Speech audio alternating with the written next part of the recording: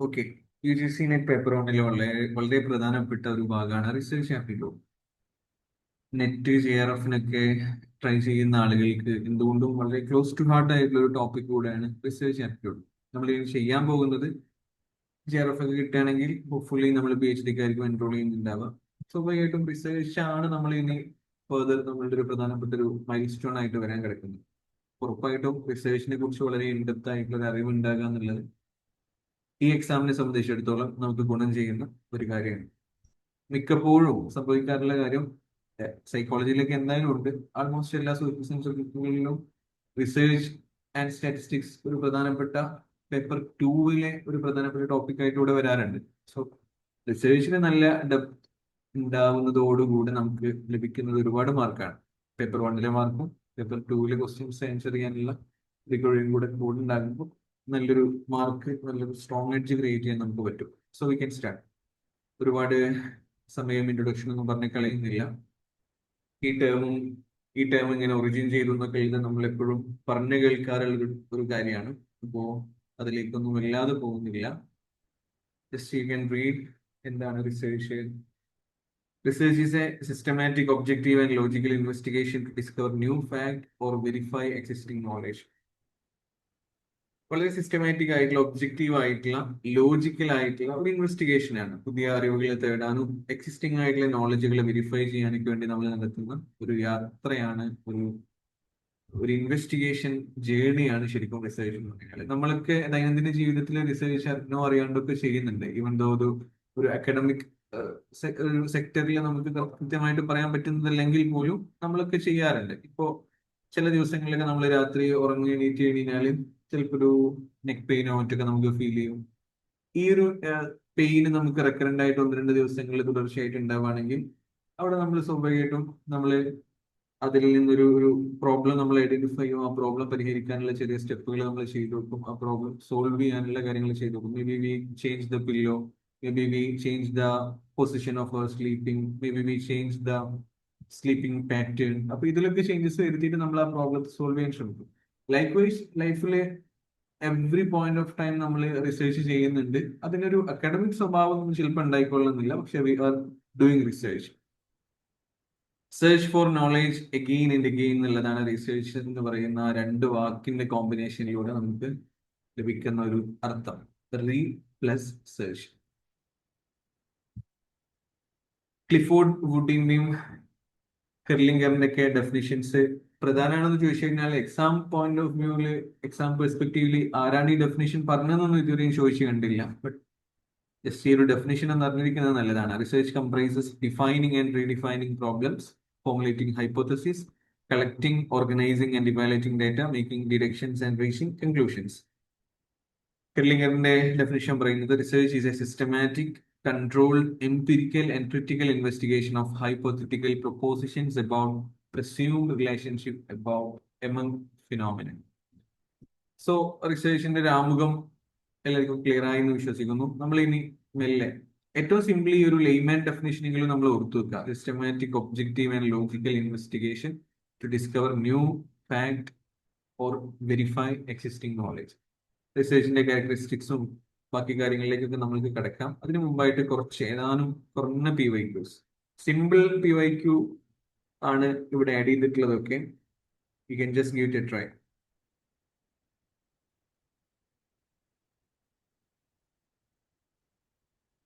റിസർച്ചിന്റെ സ്റ്റെപ്പുകളെ അതിന്റെ correct സീക്വൻസിൽ arrange ചെയ്യാൻ വേണ്ടിയിട്ടാണ് പറഞ്ഞിട്ടുള്ളത്. Make it fast. ചെക്ക് ബോക്സിൽ വരട്ടെ.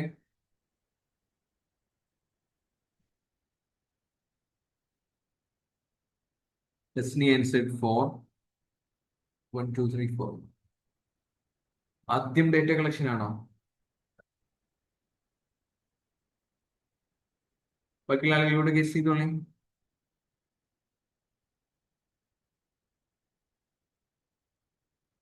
No other guess. ജസ്ര ആൻസർ 2. ഓക്കെ, 2 ആണ് കറക്റ്റ് ആയിട്ടുള്ള ആൻസർ എന്ന് എനിക്ക് തോന്നുന്നു. ഡി. എല്ലാത്തിലും ഡി ആണ് കോമൺ ആയിട്ട് വന്നിട്ടുള്ളത് അല്ലെ. ഫോർമുലേറ്റിംഗ് എ റിസർച്ച് പ്രോബ്ലം അല്ലെങ്കിൽ identifying A research problem, that's first thing. ആദ്യം സംഭവിക്കേണ്ടത് അത് തന്നെയാണ്. രണ്ടാമതായിട്ട് ഇതിൽ ഏത് വരും? നമ്മൾക്ക് ഒരു പ്രോബ്ലം ഐഡന്റിഫൈ ചെയ്യുമ്പോൾ നമ്മൾ പിന്നെ ചെയ്യാറുള്ളത് റിവ്യൂയിങ് ദ ലിറ്ററേച്ചർ. അതുമായിട്ട് ബന്ധപ്പെട്ടുള്ള എക്സിസ്റ്റിംഗ് ലിറ്ററേച്ചർ നമ്മൾ വായിക്കുക എന്നുള്ളതാണ്, റിവ്യൂ ചെയ്യുക എന്നുള്ളതാണ് നമ്മൾ അടുത്തതായിട്ട് ചെയ്യേണ്ടത്. So we can identify the correct gap, ആ റിസർച്ച് ഗ്യാപ്പ് ഐഡന്റിഫൈ ചെയ്യാൻ നമുക്ക് പറ്റും. ആൻഡ് ദെൻ നമ്മളുടെ ആ ഒരു റിസർച്ച് ഡിസൈൻ, അതിൽ ഡിസൈനിങ് മെത്തഡോളജി ഒക്കെ അതിൽ വരുന്ന കാര്യമാണ്. സോ സി ആണ് അടുത്തതായിട്ട് വരിക. Then we start collecting data, and finally analysis and interpretation. So that's the correct sequence. Problem identify ചെയ്യുന്നു, അതുമായിട്ട് ബന്ധപ്പെട്ട് ലിറ്ററേച്ചർ വായിക്കുന്നു, നമ്മളുടെ റിസർച്ച് ഡിസൈൻ നമ്മൾ ഫിക്സ് ചെയ്യുന്നു, അതിൽ മെത്തഡോളജി നമ്മൾ ഫിക്സ് ചെയ്യുന്നു, ഡേറ്റ കളക്ട് ചെയ്യുന്നു, ഫൈനലി അനാലിസിസ് പാർട്ടിലേക്ക് നമ്മൾ കിടക്കുന്നു. ഇതിൽ ചിലതൊക്കെ മിസ്സിംഗ് ആണ്, ഇടയിൽ മിസ്സിംഗ് ഉണ്ട്, പക്ഷെ ഇതാണ് ഇതിന്റെ ഒരു correct sequence. Moving to next question, PYQ ആണ്. ഇപ്പൊ കഴിഞ്ഞ PYQ ഒക്കെ സിമ്പിൾ PYQ ഉദാഹരണമാണ്. ഇതും സിമ്പിൾ PYQ തന്നെയാണ്. ഇതിൽ വളരെ സിമ്പിൾ ആയിട്ട് നമുക്ക് ഇതിൽ ബാക്കിയുള്ളതൊന്നും അറിയില്ലെങ്കിൽ പോലും അറിയുന്ന ഏതെങ്കിലും ഒക്കെ ഒരൊറ്റ വേർഡ് വെച്ച് നമുക്ക് ആൻസറിലേക്ക് എത്താന്നുള്ളതാണ് ഇതിന്റെ ഒരു കാര്യം. Just try to answer this question.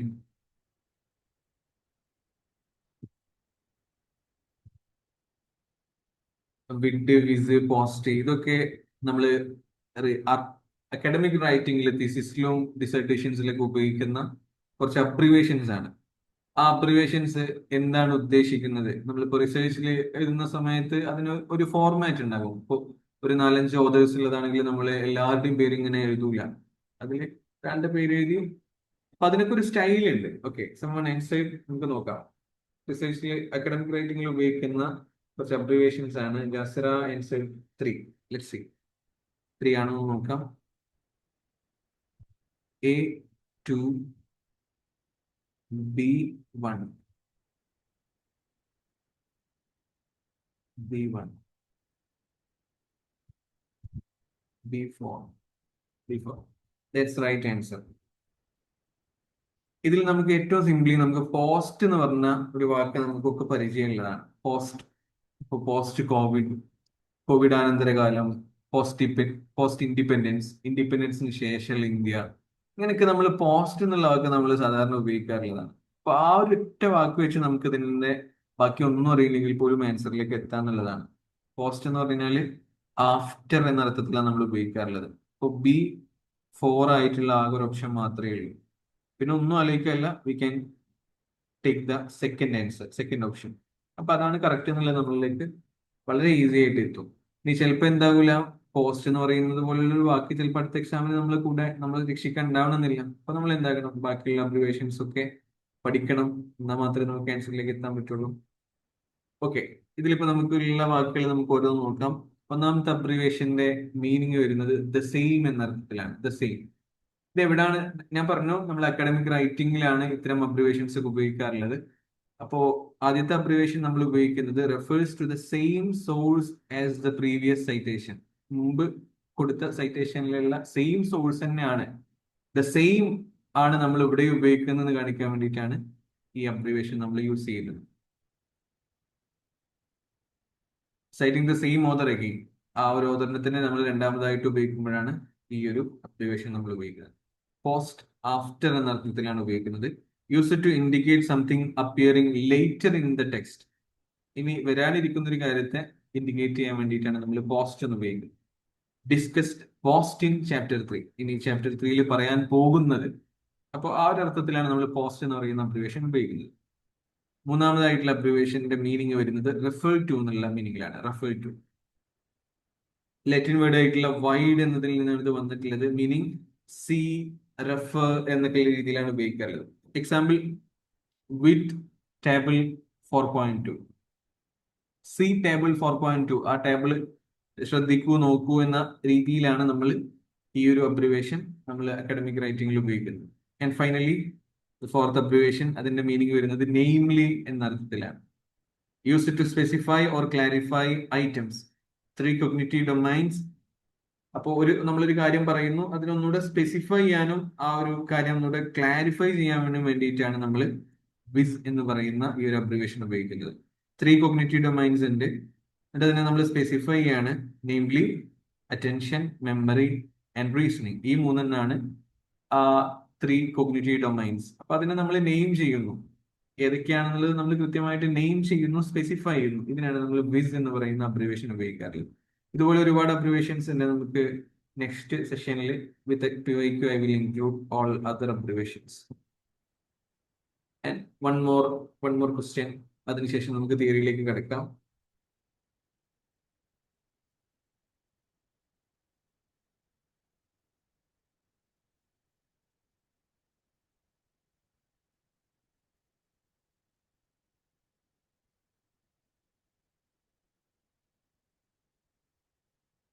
UGCയുടെ promotion of academic integrity and prevention of plagiarism in higher education institution regulation 2018 വന്നിട്ടുള്ള ഒരു റെഗുലേഷൻ ആണ്.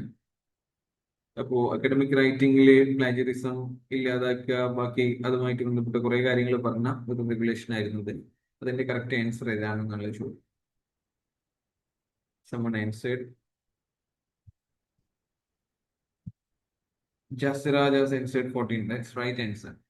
UGC റെഗുലേഷൻ 2018 പ്ലാഗറിസത്തെ കുറിച്ച് പറഞ്ഞതിൽ common knowledge or coincidental terms up to how many consecutive words shall be excluded while checking similarity for detection of plagiarism. Plagiarism check ചെയ്യുന്ന സമയത്ത് common knowledge or കോയിൻസിഡൻഷ്യൽ terms എത്ര consecutive ആയിട്ടുള്ള വേർഡ്സിനെയാണ് ഒഴിവാക്കാം, അതിൽ നിന്ന് ചെക്ക് ചെയ്യാം, അതിൽ നിന്ന് എക്സ്ക്ലൂഡ് ചെയ്യാം എന്നുള്ളത് UGC റെഗുലേഷൻ 2018 പറയുന്നത് എന്നാണ് ചോദ്യം. അപ്പൊ അതിന്റെ കറക്റ്റ് ആൻസർ 14 ആണ്. 14 കോൺസിക്വന്റ് വേർഡ്സ് ഒരു കോമൺ നോളേജിലുള്ള കാര്യം പറയുന്ന സമയത്ത്, അതല്ലെങ്കിൽ കോയിൻസിഡന്റൽ ടേം പറയുന്ന സമയത്ത് 14 വേർഡ്സ് വരെയുള്ളത് നമുക്ക് ഒഴിവാക്കാം, അതിനെ എക്സ്ക്ലൂഡ് ചെയ്യാം എന്നുള്ളതാണ് റെഗുലേഷനിൽ പറയുന്നത്. റെഗുലേഷനിൽ വളരെ ക്ലിയർ ആയിട്ട് ആ ഒരു സംഗതി പറയുന്നുണ്ട്. നമുക്ക് നോക്കാം. UGCയുടെ promotion of academic integrity and prevention of plagiarism in higher education institutions regulation 2018. അതിൽ പ്ലാഗറിസം ഡിറ്റക്ട് ചെയ്യുന്ന സമയത്ത് common knowledge or coincidental terms up to 14 consecutive words shall be excluded എന്ന് വളരെ ക്ലിയർ ആയിട്ട് പറയുന്നുണ്ട്. ഇതിന്റെ ഉദ്ദേശം എന്താണെന്ന് ചോദിച്ചു കഴിഞ്ഞാല്, when similarity checking softwares, plagiarism checking ആയിട്ടുള്ള സോഫ്റ്റ്വെയർസ് ടെക്സ്റ്റ് ഇങ്ങനെ മാച്ച് ചെയ്യുന്ന സമയത്ത് phrases of up to 14 consecutive words that are common or coincidental will not be counted as plagiarism.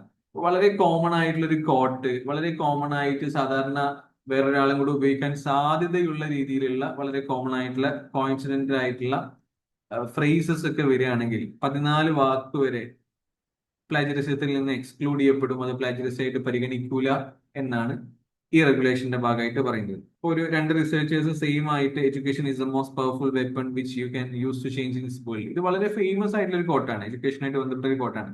അപ്പൊ രണ്ടുപേരുടെയും റിസർച്ചിൽ ഇത് വന്നു കഴിഞ്ഞാൽ ഇത് വളരെ ഒരു ഫേമസ് ആയിട്ടുള്ള കോട്ടാണ് എന്നതുകൊണ്ട് തന്നെ 14 വാക്കിന്റെ ഉള്ളിൽ മാത്രമാണ് ഇതിൽ വേർഡ്സ്, 14 വേർഡ്സിന്റെ ഉള്ളിൽ മാത്രമാണ് ഇതിൽ വേർഡ്സ് വരുന്നത് എന്നതുകൊണ്ട് തന്നെ it will not be flagged as plagiarism. ഇത് പ്ലാഗറിസം ആയിട്ട് കൺസിഡർ ചെയ്യൂല. പ്ലാഗറിസം ഒരു നിശ്ചിത ലിമിറ്റ് കഴിഞ്ഞാൽ അത് പ്രശ്നമാണ്. അപ്പൊ ആ ഒരു ലിമിറ്റ് കൺസിഡർ ചെയ്യുന്ന സമയത്ത് ഈ പറഞ്ഞ രീതിയിലുള്ള common or coincidental words up to 14 consecutive words won't be considered as plagiarism എന്നുള്ളതാണ് ഇതിൽ പറയുന്നത്. ഈ റെഗുലേഷൻ എന്തിനാണ് കൊണ്ടുവന്നതെന്ന് വെച്ച് കഴിഞ്ഞാൽ ഇറ്റ് എൻഷ്യൂർസ് അക്കാഡമിക് ഫെയർനെസ്. അത് വളരെ പ്രധാനമാണ്. കാരണം ഇപ്പൊ ഈ കോമൺ എക്സ്പ്രഷൻസ്, ഫാക്ച്വൽ സ്റ്റേറ്റ്മെന്റ്സ് ഒക്കെ ചിലപ്പോ നമ്മൾ സാധാരണ വേറൊരാൾ പറഞ്ഞത് ചിലപ്പോൾ നമ്മളും പറഞ്ഞു പോയേക്കാം. പക്ഷെ അതെന്താകരുത്, പ്ലാഗറിസത്തിന്റെ ഒരു ഗണത്തിൽ പെടാൻ പാടില്ല. അതുകൊണ്ട് ആ ഒരു അക്കാഡമിക് ഫെയർനെസ് കീപ്പ് ചെയ്യാൻ വേണ്ടിയിട്ടാണ് UGC ഇത്തരത്തിലൊരു റെഗുലേഷൻ കൊണ്ടുവന്നത്. ഇപ്പൊ നാച്ചുറലി മൾട്ടിപ്പിൾ വർക്ക്സിൽ വളരെ സ്വമേധയാ സ്വാഭാവികമായി മൾട്ടിപ്പിൾ വർക്ക്സിൽ അപ്പിയർ ചെയ്യാൻ സാധ്യതയുള്ള രീതിയിലുള്ള common and coincidental terms, phrases up to 14 words won't be considered as plagiarism. അതാണ് 2018 വന്ന പ്ലാഗറിസമായിട്ട് ബന്ധപ്പെട്ട റെഗുലേഷനിലെ പ്രധാനപ്പെട്ട ഒരു കാര്യം. ഇനി നമ്മൾ തിയറി പാർട്ടിലേക്ക് കിടക്കുകയാണ്. ഇനി കുറച്ചധികം തിയറിയാണ്, റിസർച്ച് ആണ് ടോപ്പിക്. അപ്പൊ അതിന്റെ എല്ലാ വിരസതയും ഉണ്ടാകും. But try to listen very carefully. വളരെ ക്യാപ്സുൽ ആയിട്ടുള്ള കാര്യങ്ങളാണ് ആഡ് ചെയ്തിട്ടുള്ളത്. And all these things are very important. റിസർച്ചിന്റെ ക്യാരക്ടറിസ്റ്റിക്സ് പറയുന്ന സമയത്ത് ഏറ്റവും ഫസ്റ്റ് ആൻഡ് ഫോർമോസ്റ്റ് സിസ്റ്റമാറ്റിക് ആയിരിക്കും. സ്റ്റെപ്പ് ബൈ സ്റ്റെപ്പ് ആയിട്ട് കറക്റ്റ് ഒരു ഓർഗനൈസ്ഡ് പ്ലാൻ ഫോളോ ചെയ്യുന്ന ഒരു പരിപാടിയാണ് റിസർച്ച്. നമ്മളിങ്ങനെ തോന്നിയ പോലെ സൈക്കോളജി സേസ് എന്നൊക്കെ പറഞ്ഞിട്ട് പലപ്പോഴും ഇൻസ്റ്റാഗ്രാമിലും മറ്റൊക്കെ ഓരോരുത്തർ ഓരോന്ന് എഴുതിയിടാറൊക്കെയുണ്ട്. ഇതൊക്കെ എന്ത് റിസർച്ചിന്റെ ബേസിലാണ് എന്നൊന്നും നമുക്കൊരു പിടുത്തമില്ല. അവർക്ക് തോന്നുന്ന കാര്യം ചിലപ്പോൾ ഇടുന്നതായിരിക്കും. പക്ഷെ while we are considering a research, the main characteristics is it should be systematic. കൃത്യമായിട്ടുള്ള സ്റ്റെപ്പ് ബൈ സ്റ്റെപ്പ് പ്രൊസീജിയേഴ്സിൽ ഒരു ഓർഗനൈസ്ഡ് ആയിട്ടുള്ള പ്ലാനിൽ പോകുന്ന പരിപാടിയാണ് സിസ്റ്റമാറ്റിക് എന്നതുകൊണ്ട് ഉദ്ദേശിക്കുന്നത്. And it should B objective, unbiased ആയിരിക്കണം, എവിഡൻസ് ബേസ്ഡ് ആയിരിക്കണം, എവിഡൻസ് ഡ്രിവൺ ആയിരിക്കണം, ഡാറ്റ ഡ്രിവൺ ആയിരിക്കണം. എന്റെ അസംഷൻസ്, എന്റെ ബയാസസ് ഒന്നും ആയിരിക്കരുത് എന്റെ റിസർച്ചിൽ വരുന്ന റിഫ്ലക്ഷൻസ്. ഇഫ് മെയിൽ ഷോവിനിസ്റ്റ്, ഞാനൊരു സ്ത്രീ റിലേറ്റഡ് ആയിട്ടുള്ള ഫീമെയിൽ റിലേറ്റഡ് ടോപ്പിക് ചെയ്യുകയാണെങ്കിൽ അപ്പൊ എന്റെ ആ ഒരു സ്ത്രീ വിരോധം എന്റെ റിസർച്ചിൽ റിഫ്ലക്ട് ചെയ്യരുത്. The research should be data driven, it should be evidence driven. എവിഡൻസിന്റെ ബലത്തിലായിരിക്കണം നമ്മൾ പറയുന്ന ഓരോ കാര്യങ്ങളും. അതാണ് ഒബ്ജക്റ്റീവ് എന്തുകൊണ്ട് ഉദ്ദേശിക്കുന്നത്. And empirical, based on observation and data. നമ്മളെ കയ്യിൽ അവൈലബിൾ ആയിട്ടുള്ള, നമ്മൾ കണ്ടെത്തിയിട്ടുള്ള ഡാറ്റ എവിഡൻസ് ഒക്കെ ഉപയോഗിച്ച് തന്നെ ആയിരിക്കണം നമ്മൾ റിസർച്ച് ഉണ്ടാക്കുന്നത്. And it should be replicable. ബാക്കിയുള്ള ആളുകൾക്ക് നമ്മൾ ചെയ്ത പ്രൊസീജിയേഴ്സിലൂടെ വരികയാണെങ്കിൽ, ആ സ്റ്റെപ്പ് ബൈ സ്റ്റെപ്പ് ആയിട്ട് വരികയാണെങ്കിൽ അവർക്കും ആ റിസൾട്ടിലേക്ക് എത്താൻ പറ്റണം. ഞാനൊരു റിസർച്ച് കണ്ടക്ട് ചെയ്തു, അതോടുകൂടെ കഴിഞ്ഞു, ഇനി ഇതാർക്കും ചെയ്യാൻ പറ്റൂല, അല്ലെങ്കിൽ ഇതിനെ ആർക്കും വെരിഫൈ ചെയ്യാൻ പറ്റൂല എന്നാണെങ്കിൽ ആ റിസർച്ച് സ്ട്രോങ് അല്ല, ആ റിസൾട്ട് ശരിയല്ല എന്നാണ് അതിന്റെ അർത്ഥം. It should be replicable, others can verify result. ലോജിക്കലും റേഷണലും ആവണം, റീസണിങ്ങും തിയറിയും ഒക്കെ അതിനൊക്കെ ഫോളോ ചെയ്യുന്ന രീതിയിലായിരിക്കണം നമ്മൾ research. We can go to the explanations and it should be critical. നമ്മൾ ഇവാലുവേഷനും നമ്മളുടെ അനാലിസിസ് ഒക്കെ നമ്മൾ റിസർച്ചിന്റെ ഭാഗമായിട്ട് യൂസ് ചെയ്യുന്നു. നമുക്ക് ലഭിക്കുന്ന ഡേറ്റകളെ നമ്മൾ അതേപോലെ റോ ഡേറ്റനെ നമ്മൾ അനലൈസ് ചെയ്ത് അതിനെ ഇവാലുവേറ്റ് ചെയ്തിട്ടാണ് നമ്മൾ ഫൈനൽ നമ്മളെ കൺക്ലൂഷനിലേക്കൊക്കെ എത്തുന്നത്. And it is cyclical. ഒരു പ്രോബ്ലത്തിൽ നിന്നാണ് നമ്മൾ റിസർച്ച് സ്റ്റാർട്ട് ചെയ്യുക, ആ പ്രോബ്ലത്തിന് സൊല്യൂഷൻ കണ്ടെത്താനായിരിക്കും നമ്മളുടെ ഉദ്ദേശം. അങ്ങനെ നമ്മൾ റിസർച്ച് കംപ്ലീറ്റ് ആക്കുന്നതോടുകൂടെ ചിലപ്പോൾ പുതിയ ക്വസ്റ്റ്യൻസ് എമേർജ് ചെയ്തേക്കാം, പുതിയ ക്വസ്റ്റ്യൻസ് രൂപപ്പെട്ടേക്കാം, നമ്മുടെ ഉള്ളിൽ ഉണ്ടായേക്കാം. നമ്മൾ സാധാരണ ഒരു റിസർച്ച് അവസാനിപ്പിക്കുന്ന സമയത്ത് നമ്മൾ റെക്കമെൻഡേഷൻസും ഫർദർ റിസർച്ചിനുള്ള കുറച്ച് ഹിന്റുകളൊക്കെ കൊടുക്കാറുണ്ട്. ബിക്കോസ് റിസർച്ച് ഈസ് സൈക്ലിക്കൽ, ഒന്നും എവിടെയും അവസാനിക്കുന്നില്ല, അതൊരു സൈക്ലിക്കലായിട്ട് എങ്ങനെ പോവുകയാണെന്ന് ചുരുക്കം. നമ്മൾ ഓരോന്നും ജസ്റ്റ് വേണമെങ്കിൽ ഒന്ന് നോക്കാം. സിസ്റ്റമാറ്റിക് എന്ന് പറയുന്നതുകൊണ്ടുള്ള ഉദ്ദേശം research follows and organised and logical sequence. ആ ഒരു സ്റ്റെപ്പ് ബൈ സ്റ്റെപ്പ് ആയിട്ടുള്ള പരിപാടിക്കാണ് നമ്മൾ റിസർച്ച് എന്ന് പറയാം. ഓരോന്നും പ്ലാൻഡ് ആയിരിക്കണം.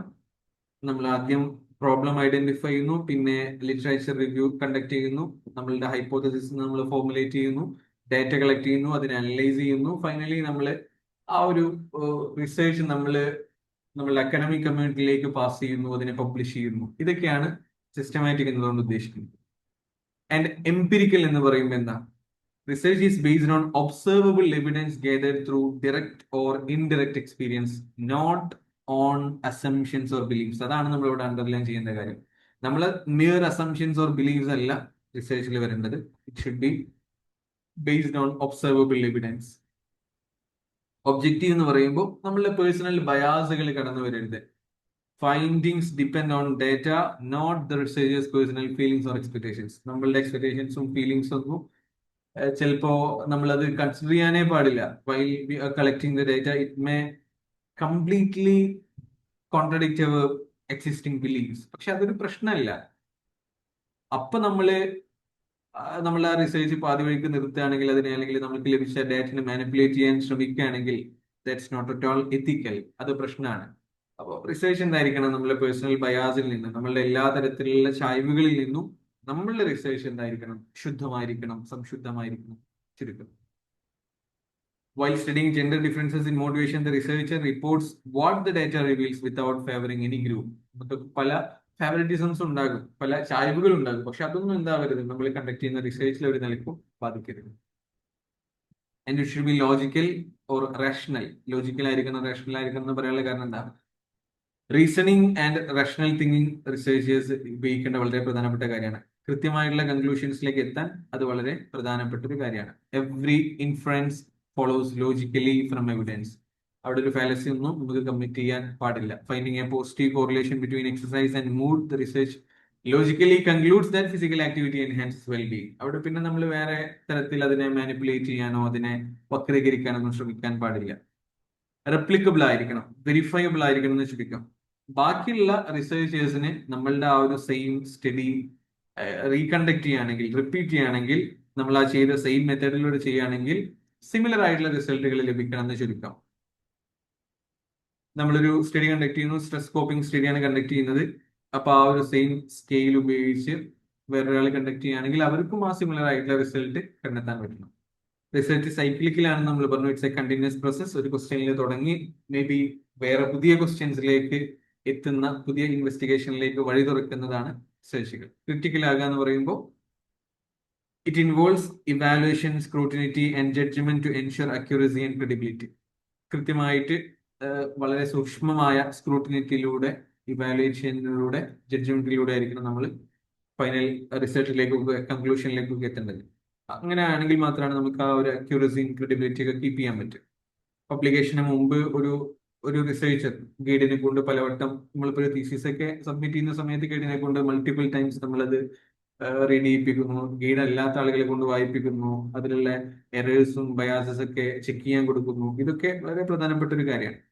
ഇപ്പൊ ഞാൻ റീസെന്റ് ഇപ്പൊ പെട്ടെന്ന് മനസ്സിലേക്ക് വന്ന കാര്യമാണ്, നമ്മളെ ലോക ഫിലിമിന്റെ സ്ക്രിപ്റ്റ് എഴുതി അത് അപ്പൊ അതിനൊരു male perspective, male director and ഓതറാണ് അതിന്റെ ഡയറക്ടർ ആയിട്ടുള്ളത്. അദ്ദേഹത്തിന്റെ പേര് ഞാൻ മറന്നുപോയി.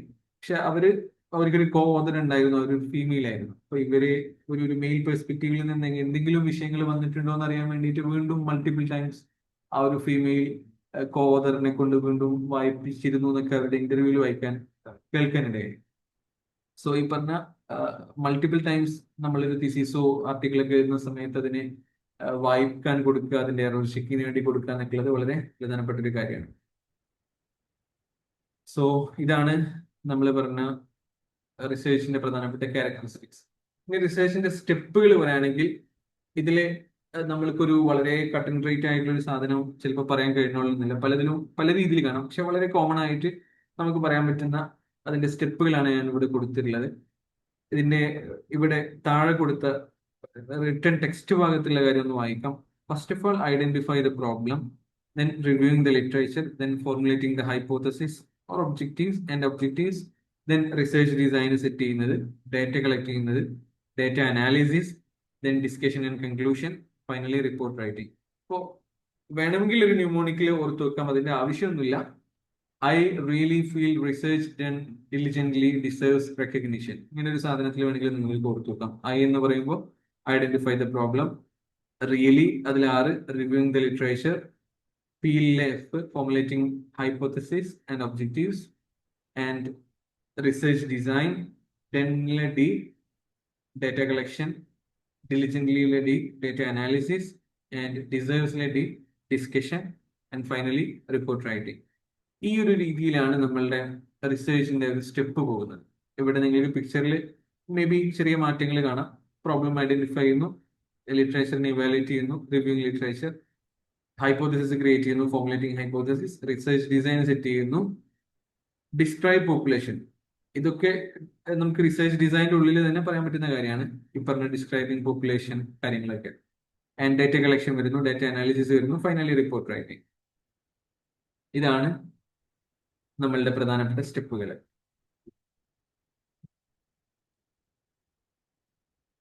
നിങ്ങൾക്ക് റിപ്പീറ്റേഷൻ ആവുന്നുണ്ടെങ്കിൽ ഞാൻ ഒരുപാട് ഡീറ്റെയിൽ ആയിട്ട് പറയുന്നില്ല. ഒന്നാമതായിട്ട് identifying the problem, first and foremost thing, crucial step.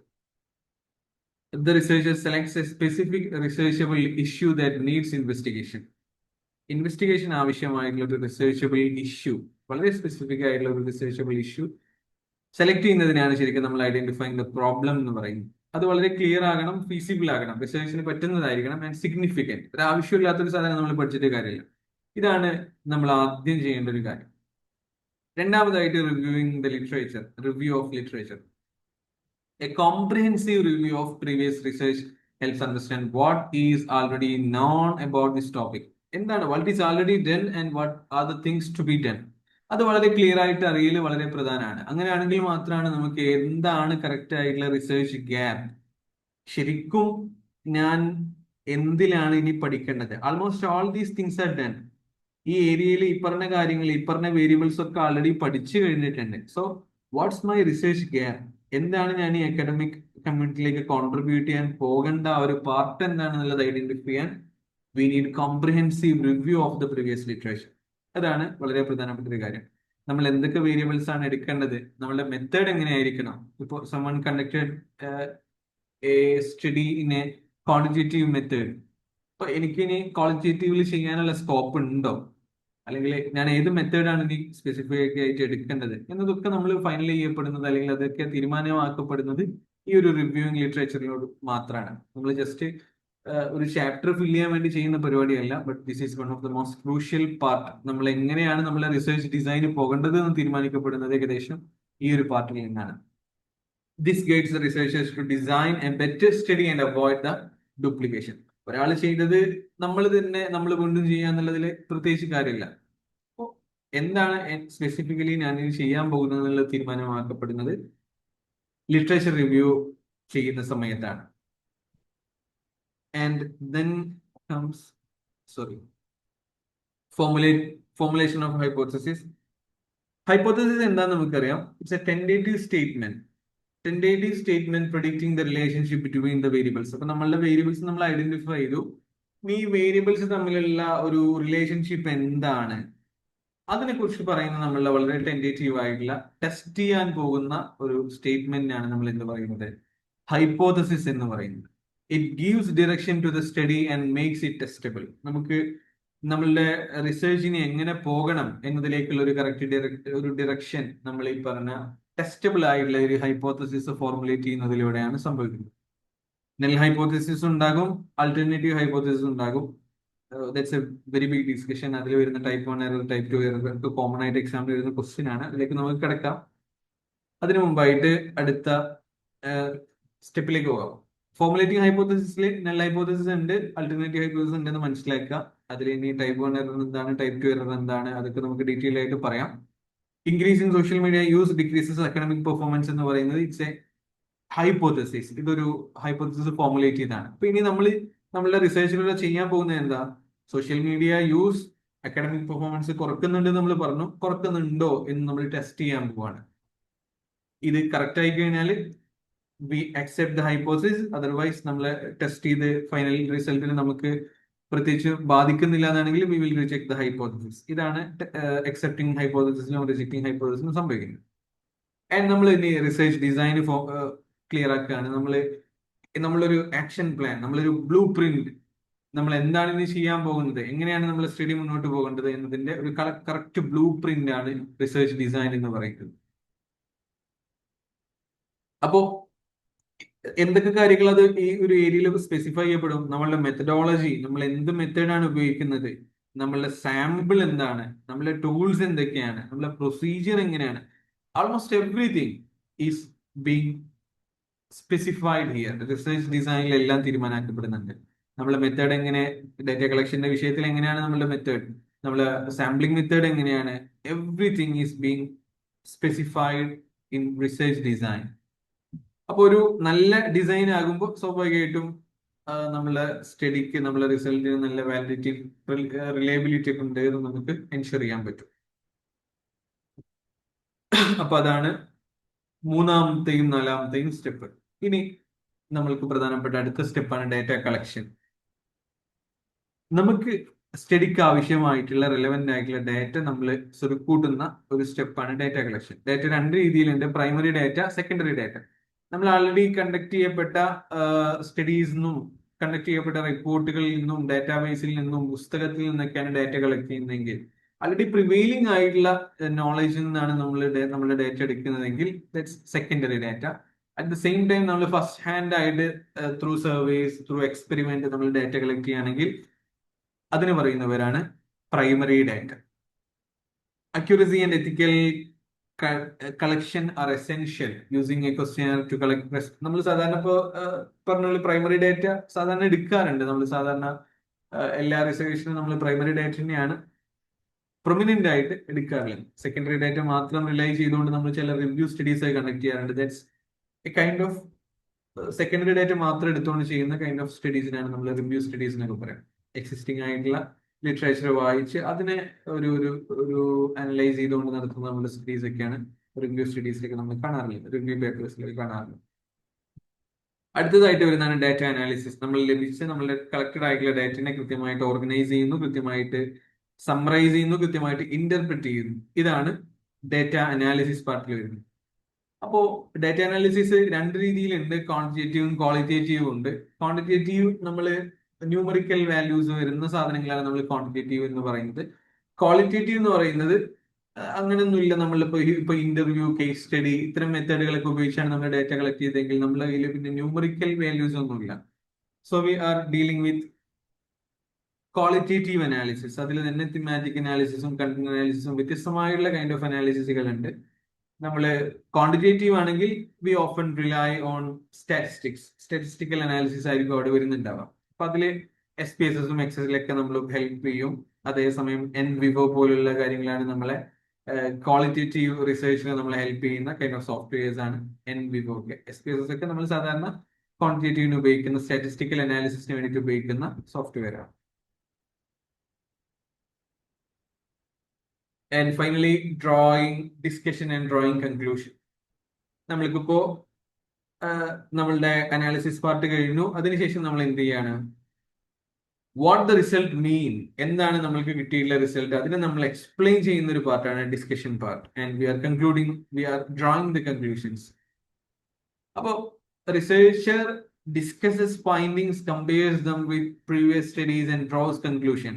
ഈ ഒരു സ്റ്റെപ്പ് നമ്മളുടെ കളക്ട് ചെയ്തിട്ടുള്ള ഡാറ്റയ്ക്കൊക്കെ ഒരു അർത്ഥം നൽകുന്നു, അതിനൊക്കെ ഒരു ശരിക്കുള്ള ഒരു മീനിങ് പ്രൊവൈഡ് ചെയ്യുന്ന ഒരു ഏരിയയാണ് discussion part and drawing the conclusion.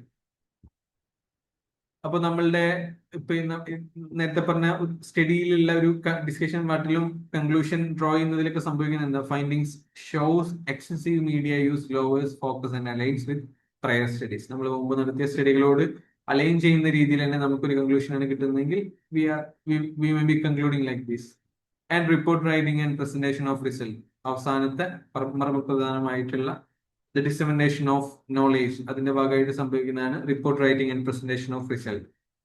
നമ്മൾ ആ ഒരു റിസർച്ച് നമ്മൾ വളരെ സിസ്റ്റമാറ്റിക്കലി പ്രസന്റ് ചെയ്യുന്ന ഒരു സ്റ്റെപ്പാണ് report writing or presentation of result in the form of a thesis, dissertation or article. എന്തും ആകാം. തിസീസ് നമ്മൾ കുറച്ചുകൂടെ വലിയ PhD, MPhil ഒക്കെ പോലുള്ള പരിപാടികൾക്ക് ചെയ്യുന്നതാണ് തിസീസ്. അതേസമയം നമ്മൾ അതിന്റെ ഭാഗമായിട്ടുള്ള ചില ചാപ്റ്റേഴ്സ് ഒക്കെ നമ്മൾ ഒരു ആർട്ടിക്കിൾ രൂപത്തിലൊക്കെ നമ്മൾ പബ്ലിഷ് ചെയ്യാനൊക്കെ ശ്രമിക്കാറുണ്ട്. ഡിസർട്ടേഷൻ തിസീസ് പോലെ തന്നെ, പക്ഷെ കുറച്ചുകൂടെ ഒരു നമ്മളൊരു ഗ്രാജുവേഷന് വേണ്ടിയിട്ടോ പോസ്റ്റ് ഗ്രാജുവേഷന് വേണ്ടിയിട്ടൊക്കെ സബ്മിറ്റ് ചെയ്യുന്നതാണ് സാധാരണ ഡിസർട്ടേഷൻ. അപ്പൊ അതിൽ ഇൻട്രൊഡക്ഷൻ ഉണ്ടാകും, മെത്തേഡ് ഉണ്ടാകും, റിസൾട്ട് ഉണ്ടാകും, ഡിസ്കഷൻ ഉണ്ടാകും, റെഫറൻസ് ഉണ്ടാകും. അത് പ്രത്യേകമായിട്ടുള്ള സൈറ്റേഷൻ സ്റ്റൈൽ ഉപയോഗിച്ചായിരിക്കും നമ്മൾ ചെയ്തിട്ടുണ്ടാകുക. ചിലപ്പോൾ APA ആയിരിക്കും, ചിലപ്പോൾ ചിക്കാഗോ ആയിരിക്കും, ചിലപ്പോൾ MLM ആയിരിക്കും. ഏതാണോ നമ്മളുടെ റെഫറൻസിങ് സ്റ്റൈൽ നമ്മളുടെ സബ്ജക്റ്റുമായിട്ട് അലൈൻ ചെയ്യുന്നത്, അതുമായിട്ട് ബന്ധപ്പെട്ടുള്ള രീതിയിലുള്ള സൈറ്റേഷൻ സ്റ്റൈലൊക്കെ ഉപയോഗിച്ച് നമ്മൾ അതിന്റെ റെഫറൻസ് പാർട്ടും കാര്യങ്ങളൊക്കെ എഴുതുന്നു. ആൻഡ് APA ഫോർമാറ്റ് ഒക്കെ ഉപയോഗിച്ചായിരിക്കും നമ്മളിപ്പോൾ സൈക്കോളജിക്കാരോ എഡ്യൂക്കേഷൻ ഫീൽഡിലുള്ളതോ ആളുകളൊക്കെ ആണെങ്കിൽ, അല്ലെങ്കിൽ സോഷ്യൽ സയൻസിൽ ഇൻ കോമൺ നമ്മൾ APA ഫോർമാറ്റ് ആയിരിക്കും ഫോളോ ചെയ്യുന്നുണ്ടാകുക. അപ്പൊ എത്രയാണ് ഫോണ്ട് സൈസ് വരേണ്ടത്, ആൾമോസ്റ്റ് എല്ലാ കാര്യങ്ങളും അതിൽ കൃത്യമായിട്ടുള്ള ഇൻസ്ട്രക്ഷൻസ് നമുക്ക് ഉണ്ടാകും. അപ്പോൾ ഫൈനലി നമ്മൾ ആ ഒരു കംപ്ലീറ്റഡ് ആയിട്ടുള്ള റിപ്പോർട്ട് പബ്ലിക്കേഷന് വേണ്ടിയിട്ടോ ഇവാലുവേഷന് വേണ്ടിയിട്ടോ സബ്മിറ്റ് ചെയ്യുന്നത് ലാസ്റ്റത്തെ സ്റ്റെപ്പിൽ നമുക്ക് പറയാൻ പറ്റും. സോ അതാണ് നമ്മളുടെ സ്റ്റെപ്സ് ഇൻ റിസർച്ചിൽ പറയാനുള്ള പ്രധാനപ്പെട്ട കാര്യം. ഇനി തിസീസും ആർട്ടിക്കിൾ റൈറ്റിംഗും എന്താണ്, ജസ്റ്റ് ഒരു വളരെ സ്പെസിഫിക് ആയിട്ട് സിലബസിൽ പറഞ്ഞതുകൊണ്ട് മാത്രം ആഡ് ചെയ്തതാണ്. തിസീസ് എന്ന് പറഞ്ഞു കഴിഞ്ഞാൽ ഒരു ഡീറ്റെയിൽ ആയിട്ടുള്ള അക്കാഡമിക് ഡോക്യുമെന്റ് ആണ്. നമ്മൾ ഒറിജിനൽ റിസർച്ചിനെ റിപ്പോർട്ട് ചെയ്യുന്ന ഒരു അക്കാഡമിക് ഡോക്യുമെന്റ് ആണ് ഇത്. മിക്കപ്പോഴും നമ്മൾ ഫോർ ദ നമ്മളുടെ PhDക്കോ MPhilനൊക്കെ വേണ്ടിയിട്ടായിരിക്കും തിസീസുകൾ സബ്മിറ്റ് ചെയ്യുന്നുണ്ടാകും. അപ്പൊ ഇതിൽ എന്തൊക്കെയാണ് ഇൻക്ലൂഡഡ് ആയിട്ടുള്ളത് എന്നത് വളരെ പ്രധാനമാണ്. നോർമൽ ഒരു ആർട്ടിക്കിൾ പോലെയല്ല, അതിന് കുറച്ചധികം പേജസ് ഉണ്ടാകും. ആദ്യത്തെ പേജുകളിൽ നമ്മൾ ആ ടൈറ്റിൽ പേജ്, പിന്നെ സർട്ടിഫിക്കറ്റ്, അക്നോളജ്മെന്റ്, അതിന്റെ നമ്മൾ ചെയ്യുന്ന റിസർച്ചിന്റെ ഒരു അബ്സ്ട്രാക്ട്, കണ്ടന്റ്, ഇതൊക്കെയാണ് പ്രധാനമായിട്ട് ഇൻക്ലൂഡ് ചെയ്യുന്നുണ്ടാവുക. ഇതിന്റെ ഒരു മെയിൻ ബോഡിയിൽ വരുന്നുണ്ടാവുക കൃത്യമായിട്ടുള്ള ഇൻട്രൊഡക്ഷൻ ഉണ്ടാകും, റിവ്യൂ ഓഫ് ലിറ്ററേച്ചർ ഉണ്ടാകും, നമ്മൾ ഉപയോഗിച്ച മെത്തഡോളജി ഉണ്ടാകും, ഡാറ്റ അനാലിസിസിന്റെ കാര്യങ്ങൾ ഉണ്ടാകും. പിന്നെ സ്വാഭാവികമായിട്ടും സമ്മറിങ് കൺക്ലൂഷൻ ഒക്കെ വരുന്നുണ്ടാവും. ലാസ്റ്റിൽ വരുന്നത് റെഫറൻസസ് ഓഫ് ബിബ്ലിയോഗ്രഫി. നമ്മള് കൃത്യമായിട്ട് ഏതൊക്കെ റെഫറൻസിലാണ് ഏതൊക്കെ കാര്യങ്ങളാണ് നമ്മൾ നോക്കിയിട്ടുള്ളത്, ആ റെഫറൻസ് കംപ്ലീറ്റ് ആയിട്ട് നമ്മൾ അറേഞ്ച് ചെയ്യും. ആൻഡ് അപ്പൻഡിസസ്, നമ്മൾ ഉപയോഗിച്ച ക്വസ്റ്റ്യനേഴ്സ്, നമ്മൾ ഉപയോഗിച്ച ടൂൾസ്, ഡാറ്റകള്, ഇതൊക്കെ അറ്റാച്ച് ചെയ്ത് വെക്കാറുണ്ട്. ഇതൊക്കെയാണ് ലാസ്റ്റ് ഭാഗത്ത് വരുന്നുണ്ടാവുക. ഫിസിക്സ് എന്ന് പറയുന്നത് വളരെ കോംപ്രഹെൻസീവ് ആണ്. അത് ചാപ്റ്റർ വൈസ് ആയിട്ട് വളരെ ഇൻഡെപ്ത് ആയിട്ട് നമ്മൾ പഠിച്ച ഓരോ കാര്യത്തെയും അറേഞ്ച് ചെയ്യുന്ന ഒരു പരിപാടിയാണ് thesis. At the same time article എന്ന് പറയുമ്പോൾ കുറച്ചുകൂടെ ഒരു കൺസൈസ് വേർഷൻ ആണ്. നമ്മൾ പഠിച്ച സ്റ്റഡിയുടെ തന്നെ ആയിരിക്കും മേ ബി നമ്മൾ പല റിസർച്ച് ആർട്ടിക്കിൾസ് ആയിട്ട് പബ്ലിഷ് ചെയ്യുന്നുണ്ടാവുക. വലിയൊരു തിസീസിന്റെ പല ചാപ്റ്റേഴ്സ് നമ്മൾ വ്യത്യസ്തമായുള്ള ആർട്ടിക്കിൾസ് ആയിട്ട് ചിലപ്പോൾ പബ്ലിഷ് ചെയ്യാറുണ്ട്. Research article is a concise version of a study meant for publication in journals. Academic ജേർണൽസിലേക്ക് പബ്ലിഷ് ചെയ്യാൻ വേണ്ടിയിട്ട് നമ്മൾ തയ്യാറാക്കുന്നതാണ് റിസർച്ച് ആർട്ടിക്കിൾസ്. ഇതിൽ എന്തൊക്കെ ഇൻക്ലൂഡഡ് ആകുന്നു എന്ന് ചോദിച്ചാൽ ടൈറ്റിൽ ആൻഡ് ഓതർ ഡീറ്റെയിൽസ് ആദ്യത്തിൽ അതായിരിക്കും വരുന്നുണ്ടാവുക. അബ്സ്ട്രാക്റ്റും അതിന്റെ കൂടെ തന്നെ നമ്മളെ ഈ ഒരു ആർട്ടിക്കിളിൽ വരുന്ന keywords, introduction, methodology, research, result and discussion, conclusion, reference. കുറച്ചുകൂടെ ബ്രീഫ് ആയിട്ടുള്ള ഫോക്കസ്ഡ് ആയിട്ടുള്ള നമ്മളെ റിസർച്ചിന്റെ കീ ഫൈൻഡിങ്സ്, ഇൻസൈറ്റ് ഒക്കെ ഇൻകോപ്പറേറ്റ് ചെയ്യുന്ന, ഹൈലൈറ്റ് ചെയ്യുന്ന kind of documents, academic documents ആണ് നമ്മൾ റിസർച്ച് ആർട്ടിക്കിൾ എന്ന് പറയുന്നത്. സമയം കഴിഞ്ഞിട്ടുണ്ട്. If you are okay, I will send A link again. നിങ്ങൾ അതിലൂടെ ജോയിൻ ചെയ്യുക. നമുക്ക് കുറച്ചുകൂടെ പോവാം. കുറച്ചധികം കണ്ടന്റ് ഉണ്ട്, നമുക്ക് കുറച്ചുകൂടെ പോവാം എന്നാണ് വിചാരിക്കുന്നത്. Meeting will be end by a few minutes or few seconds.